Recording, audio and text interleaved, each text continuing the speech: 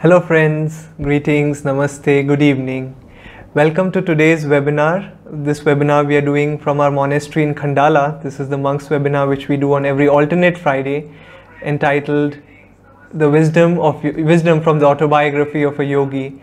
And we'll be sharing quotes from the Autobiography of a Yogi daily wisdom app, which you can find it in the Play Store on your phone. But before we get into the discourse, the satsang, which we'll do some chanting, some meditation, and then we'll go for the webinar. So this chant is very, very simple. It is, Lord, I am thine, I am thine. Be thou mine, oh be thou mine. I am thine, I am thine. In case you're in a place where you are free to sing along. And if not, then sing mentally, but do join in. We'll share a little about chanting today. So join along.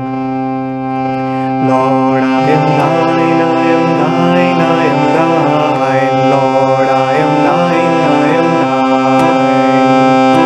Lord, I am thine, I am thine, I am thine. Lord, I am thine, I am thine. Be thou mine, oh, be thou mine. Be thou mine, oh, be thou mine. I am thine, I am thine. Be thou mine, oh, be thou mine. Be thou mine, oh, be thou mine. I am thine, I am thine.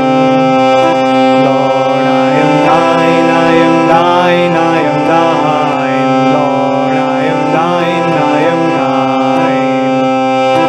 Lord, I am thine, I am thine, I am thine. Lord, I am thine, I am thine. Be thou mine, oh, be thou mine. Be thou mine, oh, be thou mine. I am thine, I am thine. Be thou mine, oh, be thou mine. Be thou mine, oh, be thou mine. I am thine, I am thine. Lord, I am thine, I am thine, I am thine. Lord, I am thine, I am thine. Lord, I am thine, I am thine, I am thine. Lord, I am thine, I am thine. Be thou mine, oh, be thou mine. Be thou mine, oh, be thou mine. I am thine, I am thine. Be thou mine, oh, be thou mine. Be thou mine, oh, be thou mine. I am thine, I am thine. Lord, I am thine, I am thine, I am thine. Lord, I am thine, I am thine. Lord, I am thine, I am thine, I am thine. Lord, I am thine, I am thine. Be thou mine, oh, be thou mine. Be thou mine, oh, be thou mine. I am thine, I am thine. Be thou mine, oh, be thou mine. Be thou mine, oh, be thou mine. I am thine, I am thine. प्रभु मैं तुम्हारा, मैं तुम्हारा, मैं तुम्हारा. प्रभु मैं तुम्हारा, तुम्हारा. प्रभु मैं तुम्हारा, मैं तुम्हारा, मैं तुम्हारा. प्रभु मैं तुम्हारा, तुम्हारा.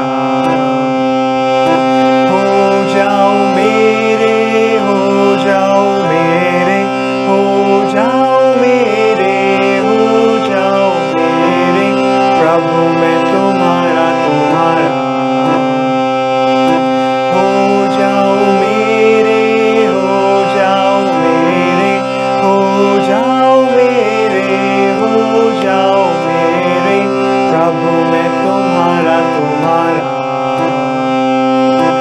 प्रभु मैं तुम्हारा, मैं तुम्हारा, मैं तुम्हारा, प्रभु मैं तुम्हारा, तुम्हारा, प्रभु मैं तुम्हारा, मैं तुम्हारा, मैं तुम्हारा, प्रभु मैं तुम्हारा, तुम्हारा। हो जाओ मेरे, हो जाओ मेरे, हो जाओ मेरे, हो जाओ मेरे, प्रभु मैं तुम्हारा, तुम्हारा। हो जाओ मेरे, हो जाओ मेरे, हो जाओ मेरे, हो जाओ मेरे, प्रभु मैं तुम्हारा, तुम्हारा, प्रभु मैं तुम्हारा, मैं तुम्हारा, मैं तुम्हारा, प्रभु मैं तुम्हारा, तुम्हारा, प्रभु मैं तुम्हारा, मैं तुम्हारा, मैं तुम्हारा, प्रभु मैं तुम्हारा, तुम्हारा। हो जाओ मेरे, हो जाओ मेरे, हो जाओ मेरे, हो जाओ मेरे, प्रभु मैं तुम्हारा, तुम्हारा।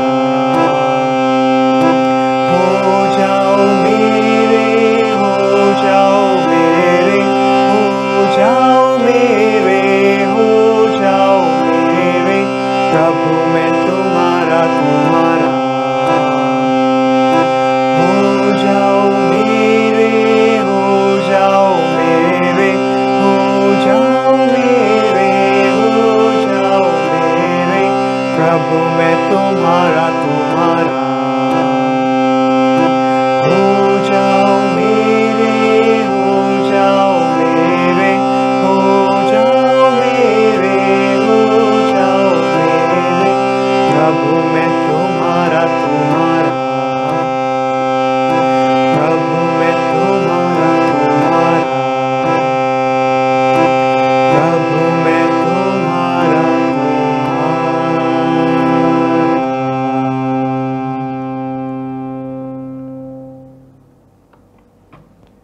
Let's pray together. Heavenly Father, Heavenly Father, Divine Mother, Divine Mother, Friend, beloved God, Friend, beloved God, Great Masters, Great Masters, Jesus Christ, Jesus Christ, Babaji Krishna, Babaji Krishna, Lahiri Mahashay, Nayaswami Mahashaya, Swami Shri Yukteswar Ji, Swami Shri Devarshi, Paramahansa Yogananda Ji, Paramahansa Yogananda, Saints of all religions, Saints of all religions, we humbly bow to you all. we humbly bow to you all. Great Masters, Great Masters, we invoke Thy presence invoke Thy presence in this webinar. in this webinar. Help us feel Thy presence Let us feel Thy presence in the chanting, in the chanting, in the brief meditation, in the brief meditation, and also during the satsang. and also during the satsang. Help us dive deep into Thy consciousness Thy consciousness through the autobiography of a yogi. through the autobiography. Om.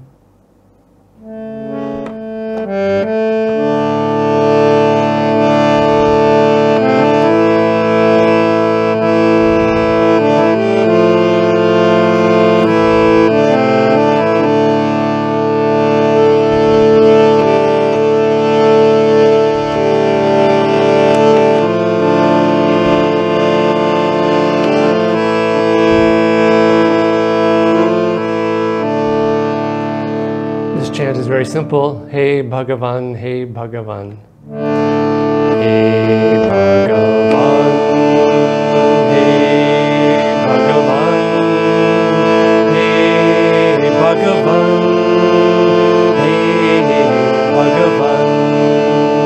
hey Bhagavan, hey Bhagavan, hey Bhagavan, hey Bhagavan.